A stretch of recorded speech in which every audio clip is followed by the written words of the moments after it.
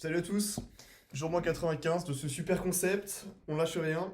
Aujourd'hui, on vous raconte notre journée et on vous présente, un peu comme hier parce que ça vous a bien plu, un concept que vous pouvez utiliser en géopolitique. Donc voilà, on va peut-être continuer à faire ça, c'est vrai si c'est intéressant, ça vous apprend des choses, ça vous apprend des choses aussi.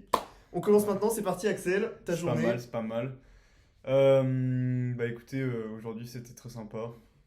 On a fait des maths et puis après j'ai eu colle. Voilà. Voilà, bah moi un peu pareil, hein, colle d'allemand, colle de maths, je me suis un peu fait exploser. Voilà, donc dure journée, on fiche. C'est pas Bref, grave. c'est pas On grave. se relève, on progresse. Il s'est bien relevé cet après-midi, je suis fier de lui.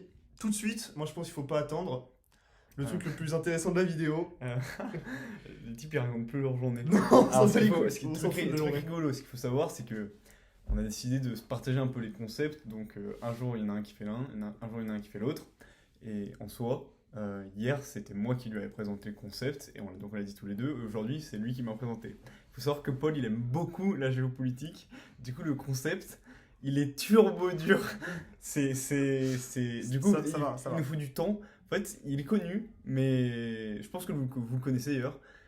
Et s'il y a des ECE, faut vraiment pas qu'on dise des conneries. Mais surtout des ECE qui ont eu le P1 C'est genre. ça, vraiment, les yeux, vous pouvez nous reprendre. Vous pouvez nous venir nous remettre des claques demain si on s'est trompé, mais je pense que ce qu'on va dire, c'est juste. Voilà. C'est juste parce qu'il a fait ses recherches. Et donc, du coup, on vous présente aujourd'hui en live, on présente Qu'est-ce qu'on vous présente? Eh ben, on vous présente Ricardo, avec la mondialisation et surtout. les avantages comparatifs. Merci. Alors, donc, Ricardo, c'était un économiste de quel siècle? 18e, 17e, c'est pas très important. On s'en fout. Tout ce qu'il y a à dire, Parce c'est de que toute façon- de c'était toute façon, on ne le le dira pas. père de la mondialisation. Il est considéré des fois comme ça. C'est ça. Et sa théorie des avantages comparatifs, qui est assez connue, et donc vous pourrez réutiliser dans vos calls. Donc, généralement, ce qu'on connaît, c'est que deux pays, il ferait mieux de se spécialiser chacun dans une production. Par exemple, lui, il prend l'exemple de l'Angleterre et du Portugal. Il dit, si par exemple l'Angleterre, elle produit à plus bas coût et de meilleure qualité et avec moins de main-d'œuvre et moins de temps de travail du textile, mieux que le Portugal, et le Portugal, vice-versa, produit mieux le vin, il ferait mieux tous les deux de se spécialiser dans ces choses-là. Comme ça, elle n'aurait pas à lutter contre la concurrence, elle choperait tout le marché et il y aurait des gains économiques plus importants pour les deux pays. C'est ça. Alors bon, Ricardo, lui, dans son modèle, c'est carrément encore plus simple que ça. Il considère qu'il n'y a pas de concurrence, qu'il n'y a que ces deux pays qui existent, la Grande-Bretagne, le Portugal, et que bah voilà, se spécialiser en fait, ça aurait plein d'avantages. Et la spécialisation pour lui voilà, ce principe, c'est ce qu'il utilise pour justifier la mondialisation et le libre-échange. Parce que lui, à la base, s'il fait cet argument, c'est pour justifier la mondialisation, l'ouverture de toutes les frontières.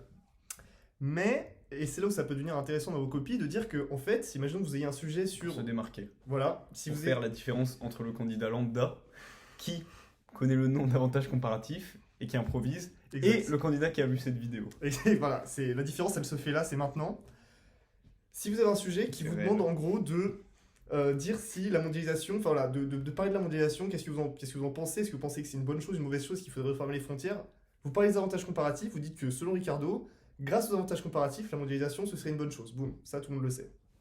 Mais, et là ça devient intéressant, vous pouvez introduire des contre-arguments à Ricardo, parce qu'il est hyper critiqué. Pourquoi?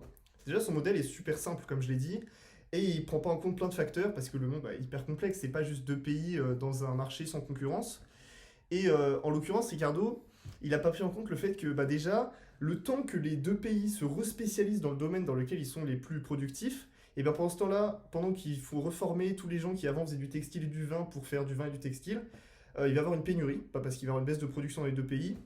Il va falloir racheter des machines, donc bah, ça va coûter super cher pour, on va dire, les gens avant au Portugal qui faisaient du textile doivent maintenant faire du vin, mais ils n'ont pas la formation, il faut qu'ils rachètent des machines, peut-être qu'ils les importent d'Angleterre, c'est super compliqué. Donc c'est pas si facile que ça en fait, de se respécialiser de un. Et puis ensuite, eh ben, la théorie de Ricardo, elle n'est pas totalement vraie dans le sens où, deuxième limite, si on regarde la situation actuelle, normalement si Ricardo avait raison, eh ben, actuellement les pays les plus riches dans le monde, les plus prospères, ça devrait être les pays les plus spécialisés. Or, qu'est-ce qu'on remarque? Il y a une étude de Harvard qui a été faite à ce niveau-là, bah, c'est totalement le contraire. Les pays les plus spécialisés, par exemple le Pakistan avec bah, le textile, grosse production de textile, pays pauvres, entre guillemets, et d'autres pays comme la France, les États-Unis, l'Allemagne, c'est des pays où on voit qu'il y a vraiment beaucoup de secteurs différents qui font son économie, et bah, ça c'est les pays les plus prospères. Donc en fait Ricardo, lui, il y est le libre-échange à la spécialisation qui, comment dire, qui ferait de la prospérité, mais en fait, ce qu'on voit aujourd'hui, c'est que c'est un peu l'inverse. C'est justement la diversité et la complexité qui font une imbrication, on va dire, de tous les modèles de savoir. Par exemple, si tu mets un ingénieur en aéronautique avec un cordonnier, et ben, tu fais quoi? Des chaussures de course, voilà, c'est super logique. Qui fait cette diversité et qui fait la prospérité des pays aujourd'hui. Donc voilà, deux contre-arguments, on va dire, à ce qu'a dit Ricardo, et ça, vous pouvez l'utiliser pour justifier le fait qu'en fait, la mondialisation qui est justifiée par Ricardo par les avantages comparatifs, et ben, cet argument ne tient pas. Après, ça va peut-être tout couper à la vidéo, pour aller encore... Vas-y, donc Axel. Écoutez, après ce qu'on fait, c'est qu'il existe du coup d'autres manières de remettre en question cette théorie. Moi, je vais vous en parler de manières de remettre en question pour aujourd'hui. La première, c'est le fait qu'on peut faire différents types de textiles. Hein. Le textile de la Grande-Bretagne, il ne serait pas équivalent au textile que fait le Pakistan aujourd'hui. Ça viserait deux types de marchés. Un textile moins qualitatif pour le C'est ça. Pakistan, mais du coup moins onéreux à produire. Donc on peut quand même avoir de la concurrence. Et l'autre chose, ce serait le fait que peut-être qu'un jour, bah là, le textile, ça risque d'être difficile, mais si vous prenez un secteur qui n'intéressera plus, où il va y avoir une innovation qui va vous dépasser, C'est ça. vous allez devoir changer les infrastructures manufacturières, changer tout votre système de production, redonner des cours à ceux qui faisaient ça en parallèle parce qu'ils ne savent plus faire le nouveau produit, voilà. Donc voilà, plein de choses que vous pouvez reprocher à Ricardo. Après, ça reste quand même un très bon exemple à utiliser. Ça reste un bon exemple. Ce qui est bien, c'est que Ricardo, en fait, vous pouvez l'utiliser dans les deux sens. Vous avez juste à pas citer les contre-arguments à ce que vous voulez prouver. Si vous voulez dire que la mondialisation c'est super, d'ailleurs Ricardo l'a prouvé avec la théorie des avantages comparatifs, vous pouvez le faire. Si vous voulez dire qu'au contraire, il faut remettre en cause cette mondialisation, et ben encore une fois, vous reparlez de Ricardo et vous dites qu'il y a plein de contre-arguments à la théorie de Ricardo, notamment la situation actuelle qui démontre totalement le contraire. 8 minutes, Paul.